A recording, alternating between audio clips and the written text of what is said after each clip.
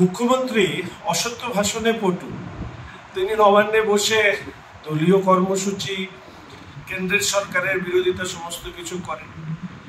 রাজ্যে জেলাভিত্তিক প্রশাসনিক বৈঠক করেন, সেখানে বিরোধী দলের বিধায়ক এমপিদেরকে ডাকেন না।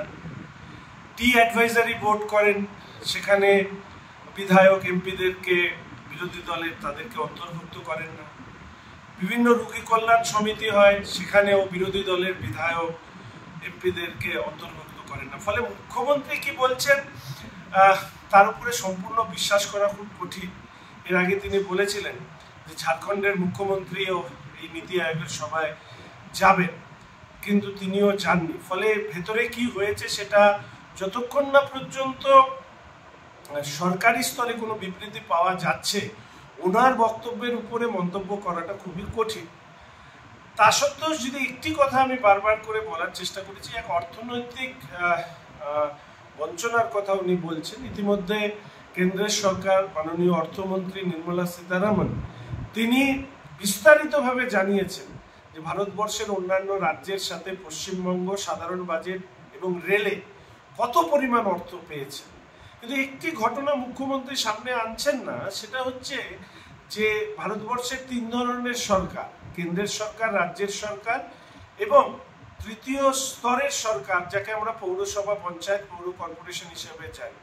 2011 পরবর্তী এই অর্থনৈতিক অবরোধ করবার মধ্যে দিয়ে সেন্ট্রাল ফিনান্স কমিশনের টাকা আটকে রেখে, এসএফসি স্টেট ফিনান্স কমিশনের টাকা আটকে রেখে, রাজ্যের প্রকল্প থেকে বঞ্চিত করে বিরোধী দল অর্থাৎ ভারতীয় জনতা পার্টি হোক বা বামপন্থীদের যে পৌর বোর্ড হোক কি কংগ্রেসের হোক, এই সমস্ত পৌর বোর্ডগুলি এই তৃণমূল কংগ্রেস তারা তথাকথিত উন্নয়নের যজ্ঞে সামিল করার নাম করে এই বোর্ডগুলি দখল করে। তাহলে পিপলস গভর্নমেন্ট, যেটা পৌরসভা এবং পঞ্চায়েতে তিনি যে পদ্ধতিতে দখল করেছিলেন, সেই কথাগুলো কি মাননীয় মুখ্যমন্ত্রী ভুলে গিয়েছেন? নিশ্চয়ই তার মনে আছে।